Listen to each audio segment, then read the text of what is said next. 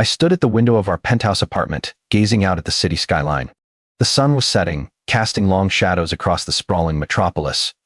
This was the life I had always dreamed of: a successful career as an architect, a beautiful wife, and a home that was the envy of our friends. Yet, as I looked out at the world, I couldn't shake the feeling that something was off. Emma, my wife of 8 years, had always been the rock in my life. We had met in college, both driven and ambitious, and had supported each other through the challenges of building our careers. But lately something had shifted. It was subtle at first: a distant look in her eyes, a slight hesitation in her voice when she talked about her day. I tried to brush it off, attributing it to the stress of her high-pressure job in marketing. But the feeling of unease lingered, gnawing at the back of my mind. It all started with a feeling, a cold whisper at the back of my neck that something wasn't right. I had always prided myself on being the kind of husband who trusted his wife, who believed in the strength of our vows. But over the past few months, things had started to shift in ways I couldn't ignore. Emma had grown distant, always glued to her phone, laughing at texts she wouldn't share. She was working late more often than usual and suddenly paying attention to her appearance in ways she hadn't in years. She said it was for her confidence, but it didn't feel like it was for her. I wanted to believe her, I really did. I convinced myself that I was imagining things, that I was being paranoid. But then there was the night I found the receipt. It was crumpled up in her purse, buried beneath an old lip balm and a half-eaten granola bar. An expensive dinner at a restaurant neither of us had ever been to, a romantic place downtown with discreet tables, and a reputation for being the spot where lovers proposed. When I asked her about it, she stammered something about a work meeting, her eyes darting to the floor like a guilty child caught in a lie. A work meeting. Right, I didn't press her that night. I could have exploded, demanded answers, but something inside me told me to wait, to gather my proof. If I confronted her too soon, she would deny everything, and I'd be left feeling like a fool. So I did what any rational man would do in my shoes. I became a detective. I started small, keeping an eye on her phone when she wasn't looking. She had grown protective of it, always angling the screen away from me. But I was patient. It wasn't long before I noticed the same number popping up again and again, texts at all hours, sometimes just a simple "can't wait to see you" or "missed you today." My stomach churned every time I saw them. The name attached to the number was Sarah, but I knew better. Sarah didn't send texts like that. One night, while Emma was in the shower, I unlocked her phone using the passcode I'd memorized weeks ago. My hands shook as I opened her messages.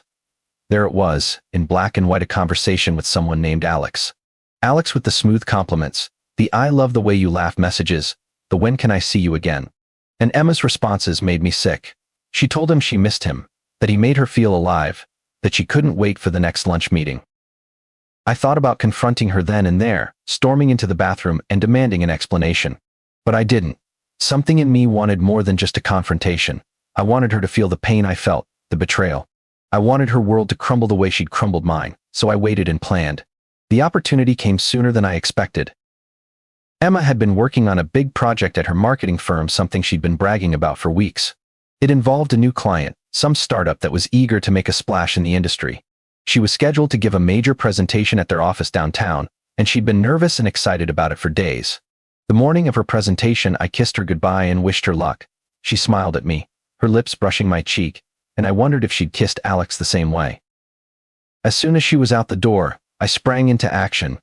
The delivery wasn't hard to arrange: a quick trip to the florist and a stop at a copy shop, and I had everything I needed by noon. I was parked outside the client's office building, watching through the window as Emma stood at the front of the room, projecting confidence in her sleek black dress, the perfect professional, the devoted wife. My jaw clenched as I thought about the lies she'd told me to get here. When the delivery driver arrived, I handed him the package and the address. "Make sure it goes directly to Emma Thompson," I said. "She's expecting it." She wasn't. Not even close. I watched from my car as the driver entered the building, the box in hand. 10 minutes later, chaos erupted through the glass. I saw Emma freeze mid-sentence as the box was handed to her. She opened it with a polite smile, probably expecting flowers or some other congratulatory gesture. What she found instead were printed screenshots of her text messages with Alex, along with a handwritten note: "You're not as clever as you think you are." The room went silent. Her face turned ashen, her hands trembling as she flipped through the pages. The client team, all men in suits, looked at each other in confusion, and then at Emma. I couldn't hear the words being exchanged, but I could see the panic in her eyes as she tried to explain, tried to salvage the presentation. It didn't work. And then there was Alex. I'd done my homework on him too. He was her co-worker, a smooth-talking account manager with a wife and 2 kids of his own. I'd found his address, his social media profiles, even the school his kids attended. I debated whether to involve his family, but in the end I decided on a more direct approach. After Emma's disastrous presentation, I followed her to the coffee shop where she and Alex often met. She didn't see me sitting at a table near the back, watching as Alex arrived and slid into the seat across from her. They spoke in hushed tones, Emma's hands fluttering nervously as she tried to explain what had happened. Alex's face darkened as he realized the implications. That was when I made my move. "Alex, isn't it?" I said, standing over their table. His head snapped up, his expression shifting from confusion to recognition to fear in the span of a heartbeat. Emma's face went pale, her mouth opening and closing like a fish out of water. "Who the hell are you?" Alex demanded, though his voice lacked the confidence of someone who truly wanted an answer. I dropped a stack of photos onto the table, pictures of him and Emma entering hotels, leaving bars, laughing together in his car. "I'm the husband," I said. "The one you've been lying to. The one you've been screwing over while you played house with my wife." The color drained from Alex's face. Emma reached for my arm, tears streaming down her cheeks. "Ethan, please, let's talk about this at home." "Oh, we'll talk about it," I said, shaking her off. "But first I think Alex here needs to explain himself. You see, I've already sent copies of these photos to his wife and to HR at your company. I figured they'd appreciate knowing what kind of people they're employing." "You can't do that," Alex stammered. "You'll ruin me." "You ruined yourself," I shot back. "You both did. Did you think there wouldn't be consequences? That you could just waltz through life wrecking other people's homes and no one would notice?" Emma broke down completely, sobbing into her hands as Alex sat there, frozen. I turned to leave, but not before delivering the final blow.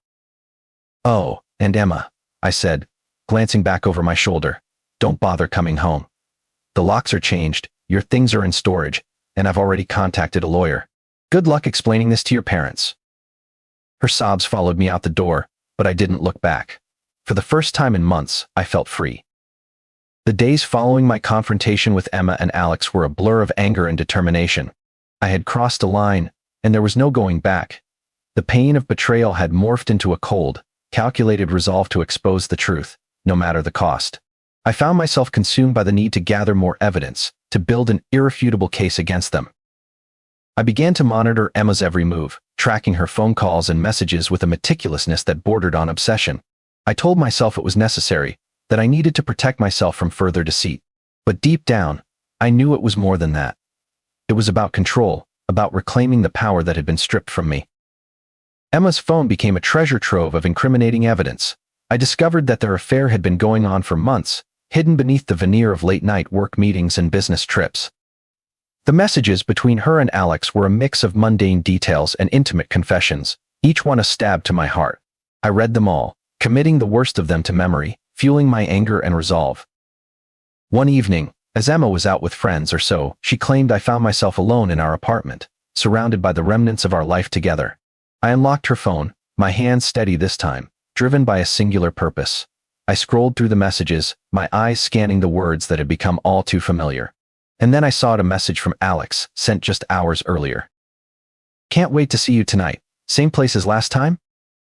My stomach churned as I realized that their affair was far from over. They were still meeting in secret, still lying to my face.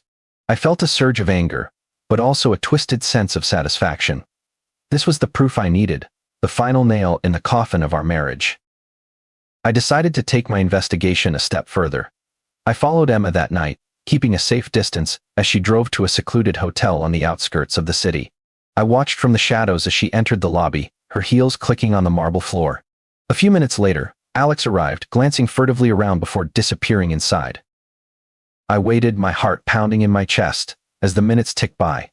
I imagined them together, their laughter echoing through the hotel room, their bodies entwined in a betrayal that cut deeper than any words. I wanted to storm in, to confront them in the act, but I held back. I needed to be smart, to plan my next move carefully. Over the next few days, I compiled my evidence, printing out screenshots of their messages and gathering photos of their secret meetings. I created a dossier, a comprehensive record of their affair, complete with dates, times, and locations. It was a grim task, but one that gave me a sense of purpose, a way to channel my anger into something tangible. As I worked, I found myself grappling with a mix of emotions. There was anger, of course, but also a deep sense of sadness and loss. I mourned the death of our marriage, the shattering of the life we had built together. But beneath it all, there was a spark of something else, a desire for revenge, a need to make them pay for the pain they had caused me. I decided that the best way to expose their affair was to do it publicly, in a way that would leave no room for denial or excuses. Emma had a big presentation coming up at work, a chance to impress a new client and secure a major contract. It was the perfect opportunity to strike. I spent hours planning the details, making sure everything was in place. I arranged for a delivery to be made during her presentation, a package containing the dossier and a handwritten note.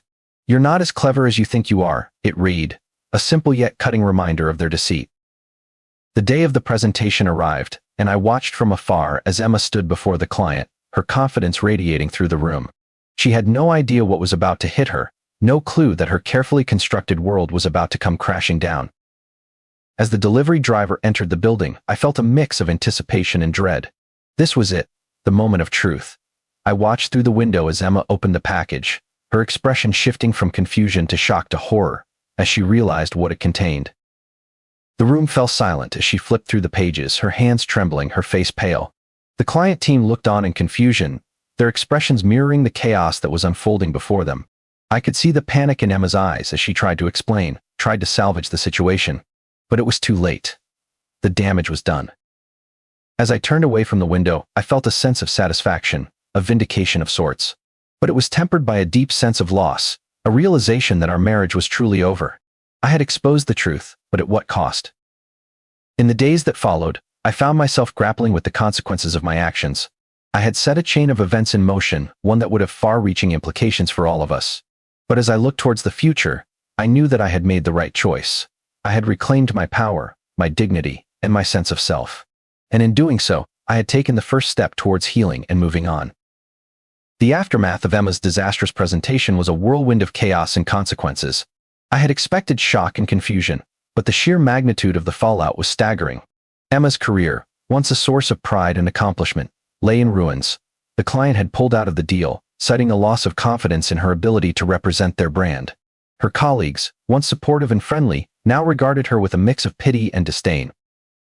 I watched from a distance as Emma struggled to maintain her composure, her face a mask of shock and humiliation. She tried to salvage the situation, offering explanations and apologies, but it was too late. The damage was done, and there was no going back. As I followed Emma to the coffee shop where she and Alex often met, I felt a mix of satisfaction and guilt.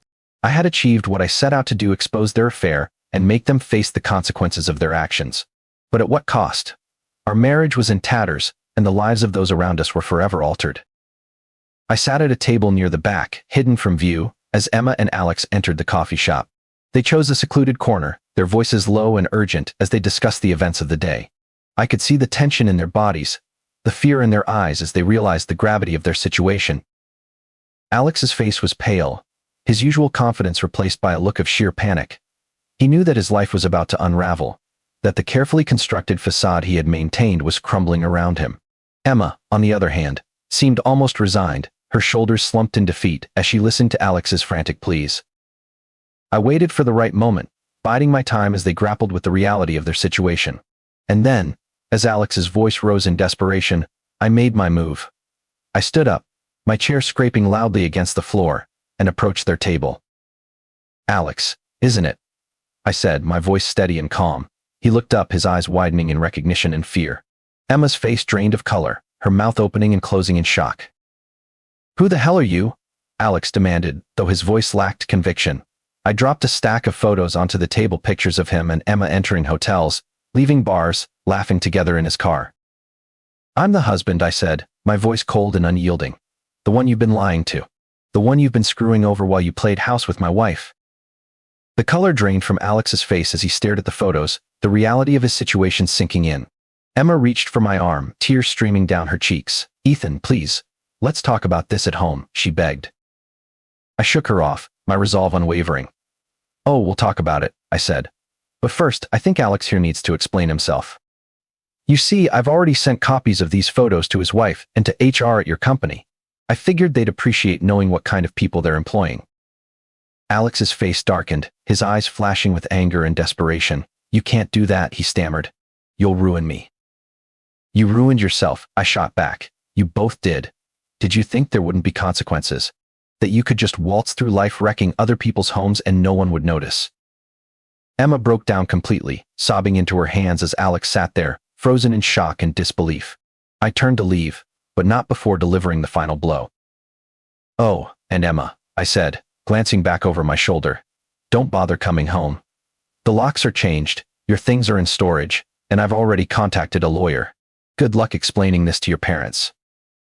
Her sobs followed me out the door, but I didn't look back. I had said what I needed to say, and now it was time to move on. In the days that followed, I focused on rebuilding my life, one step at a time. I threw myself into my work, finding solace in the familiar routines and challenges of my career. I reconnected with old friends, seeking their support and guidance as I navigated this new chapter of my life. I also began the difficult process of healing, acknowledging the pain and betrayal I had experienced and working to forgive not for their sake, but for my own. I sought the help of a therapist, who guided me through the complex emotions of anger, sadness, and loss. It was a slow and painful process, but with each passing day, I felt a little stronger, a little more at peace with myself. As I looked towards the future, I knew that the road ahead would be challenging, but I also knew that I had the strength and resilience to overcome whatever obstacles lay in my path. I had faced the ultimate betrayal and emerged stronger, wiser, and more determined than ever to live my life on my own terms. And so, with a heart full of hope and a spirit unbroken, I stepped into the unknown, ready to embrace whatever adventures and challenges the future held in store. The weeks following my confrontation with Emma and Alex were a blur of legal battles and emotional turmoil. I found myself navigating the complexities of divorce, dealing with the financial and logistical implications of dissolving our marriage. It was a daunting process, but one that I approached with a sense of determination and resolve. I met with my lawyer, a stern yet compassionate woman who guided me through the intricacies of the legal system. We discussed asset division, alimony, and the countless other details that come with ending a marriage. It was a cold, clinical process, a stark contrast to the emotional roller coaster I was experiencing. But I knew it was necessary, a crucial step in rebuilding my life and moving forward. As the legal proceedings unfolded, I couldn't help but reflect on the choices that had led me to this point. I thought about the love and happiness Emma and I had once shared, and the pain and betrayal that had ultimately torn us apart. I grappled with feelings of anger and sadness, but also a deep sense of loss and regret. I wondered if there was anything I could have done differently, any way I could have saved our marriage from its tragic end. But as I delved deeper into my thoughts, I realized that the blame did not lie solely with Emma or Alex. I too had played a role in the demise of our relationship, allowing my suspicions and insecurities to fester and grow. I had let my anger and desire for revenge consume me, clouding my judgment and leading me down a path of destruction. I began to see that forgiveness was not a sign of weakness, but a testament to my strength and resilience. I forgave Emma for her betrayal, not because she deserved it, but because I needed to let go of the anger and pain that had been weighing me down. I forgave Alex for his deceit, acknowledging that he too was flawed and human, capable of making mistakes and poor choices. And perhaps most importantly, I forgave myself. I forgave myself for the doubts and insecurities that had plagued me, for the choices I had made in the heat of the moment, and for the pain I had caused in my quest for revenge. I acknowledged my flaws and imperfections, and I embraced them as a part of who I was. As I worked through the emotional and legal aspects of my divorce, I also focused on rebuilding my life in other ways. I threw myself into my work, finding solace in the familiar routines and challenges of my career. I reconnected with old friends, seeking their support and guidance as I navigated this new chapter of my life. I also began to explore new hobbies and interests, finding joy and fulfillment in activities that I had long neglected. I took up hiking, spending weekends exploring the trails and forests that surrounded the city. I joined a local book club, losing myself in the pages of novels and engaging in lively discussions with fellow bibliophiles. I even started taking cooking classes, discovering a passion for creating delicious and nourishing meals. Through it all, I found that I was growing and changing in ways I never could have imagined. I was becoming stronger, more confident, and more at peace with myself. I was learning to embrace the uncertainty of life, to find joy in the present moment, and to look towards the future with hope and optimism. As the months passed, I began to see the light at the end of the tunnel. The legal battles were coming to a close, and I was finally starting to feel like myself again. I had weathered the storm, and I had emerged stronger and more resilient than ever before. And so, with a heart full of hope and a spirit unbroken, I stepped into the unknown, ready to embrace whatever adventures and challenges the future held in store. I knew that the road ahead would not be easy, that there would be obstacles and setbacks along the way. But I also knew that I had the strength and determination to overcome whatever came my way, to build a life that was truly my own. In the end, my journey was not about revenge or retribution, but about growth and self-discovery. It was about learning to forgive, to let go of the past, and to embrace the present with open arms. It was about finding the strength to move forward, to rebuild, and to create a life that was filled with love, joy, and purpose. And as I looked towards the future, I knew that I was ready to face whatever came my way, to embrace the challenges and opportunities that lay ahead, and to create a life that was truly and authentically my own.